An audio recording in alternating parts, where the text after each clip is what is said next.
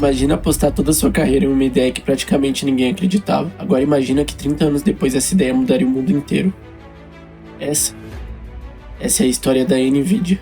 A NVIDIA foi fundada em 1993 nos Estados Unidos, no estado da Califórnia, por 3 engenheiros, chamados Jensen Huang, Chris Malachowski e Curtis Prime. Na época, eles se juntaram em uma lanchonete chamada Denny's, mas não para comer, né? E sim para fazer uma reunião. Basicamente, eles alinharam todas as suas ideias que eles tinham em relação sobre máquinas na época, sobre como seria o futuro dos computadores. E era algo que era muito pequeno ainda na época, mas já estava em ascensão. E alinhando tudo isso, lá foi criado a NVIDIA. Mas não foi tão fácil assim, né? Porque era um período onde os computadores para chips gráficos eram extremamente limitados, tá? Não só para chips gráficos, mas principalmente para chips gráficos. Tanto que outras empresas, tanto empresas quanto empresários, não acreditavam no futuro do poder gráfico. E isso ia totalmente fora da curva. Ia na contramão, na verdade. Contra tudo que era acreditado que seriam os computadores. Pois na época a visão era que só servia para gráficos e ajudas empresariais, esse tipo de coisa. Mas foi aí que o Jensen viu uma oportunidade de mudar tudo. Ele viu algo fora da caixinha. Então ele se dedicou a isso. E se dedicou mesmo, porque era muito arriscado.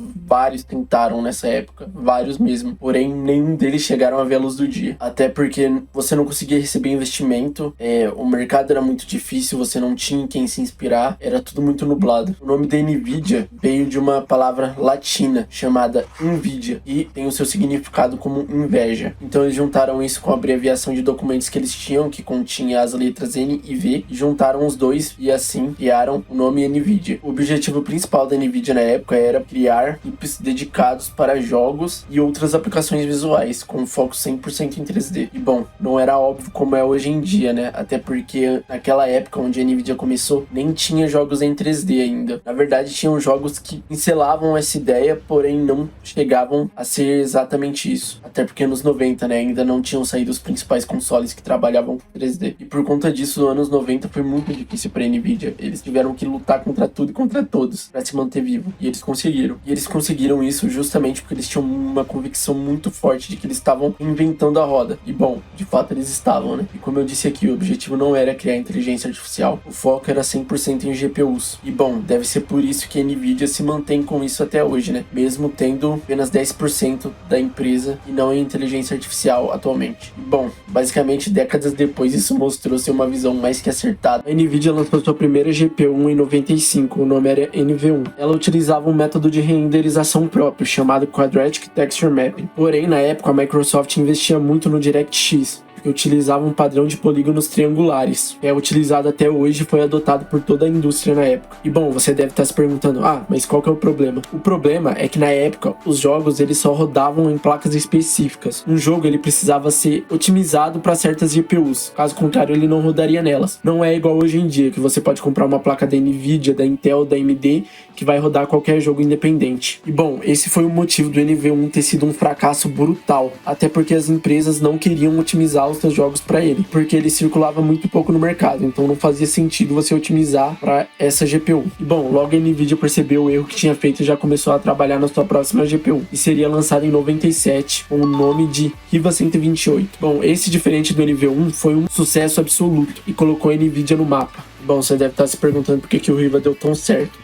Existem inúmeros fatores para isso, mas aqui eu vou citar os mais importantes. A NVIDIA acabou adotando o DirectX para os seus chips, que como eu havia dito anteriormente, era o padrão do mercado.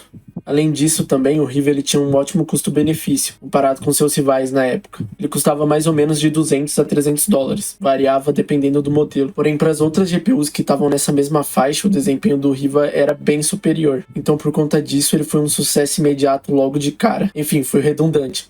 Óbvio que é imediato, é logo de cara. Mas bom, basicamente com tudo isso, a NVIDIA ganhou tudo que uma empresa precisava para poder dar certo. Moral no mercado, seja com os investidores ou com o próprio público, eles ganharam investimento e também ganharam tempo. E basicamente isso foi a base para a NVIDIA se tornar uma das maiores empresas do mundo. Aliás, uma das maiores não, a maior.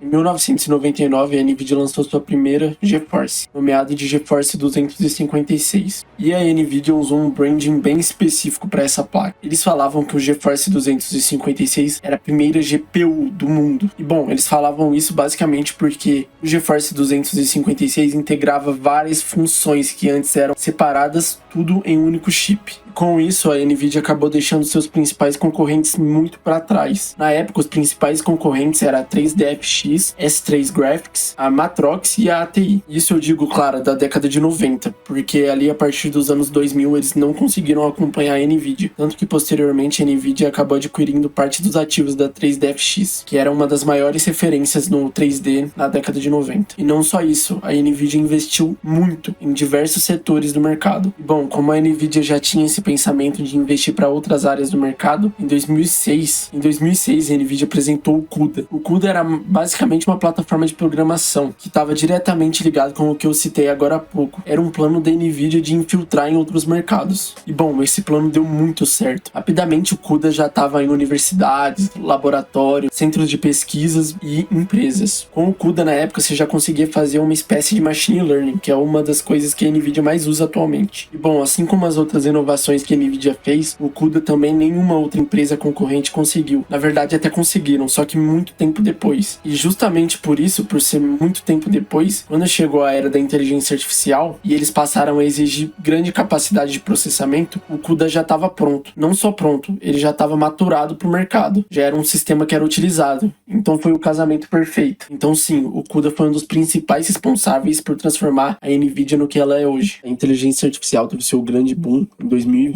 A IA nessa época evoluía mês após mês, e com isso era óbvio que ia precisar de mais tecnologia para poder suportar tudo isso. Então as CPUs que geralmente eram utilizadas para poder fazer esse aprendizado foram substituídas pelas GPUs da NVIDIA, e com isso também começou a se popularizar o Deep Learning e o Machine Learning. Bom, o Machine Learning ele já existia. A sua grande diferença para o Deep Learning é que o Deep Learning consegue aprender e se desenvolver sozinho. O Machine Learning ainda vai precisar de interferência humana, porém o Deep Learning não é necessariamente melhor que o Machine Learning, ele tá mais para uma subclasse ali dentro. Bom, e como teve esse boom, várias empresas queriam investir nesse negócio. Queriam não, investem, como a Meta, OpenAI e diversas outras que todo mundo conhece. E bom, quando teve esse boom de grandes investimentos, foi aí que a NVIDIA deixou de ser popularmente uma empresa de placas de vídeo e começou a ser uma empresa de IA, que é o que todo mundo conhece hoje em dia. Mas bom, como eu tinha dito, o boom foi enorme e a capacidade de produção não conseguiu acompanhar esse boom, gerando escassez no mercado, seja de memória RAM, placas de vídeo, componentes em geral. Bom, isso foi um impacto econômico extremamente expressivo, tanto para nós consumidores, que ficou tudo mais caro, quanto para a NVIDIA, só que para a NVIDIA foi pro lado bom. Foi nessa época que a NVIDIA começou a bater recordes atrás de recordes. Bom, quem investiu em ações da NVIDIA deve estar muito feliz nesse momento. Bom, quem diria que tudo isso começou lá atrás com o CUDA e décadas de investimento em cima disso, ganhou um sentido muito além. Isso tudo, cara, é muito foda. É sorte misturado com competência. E bom,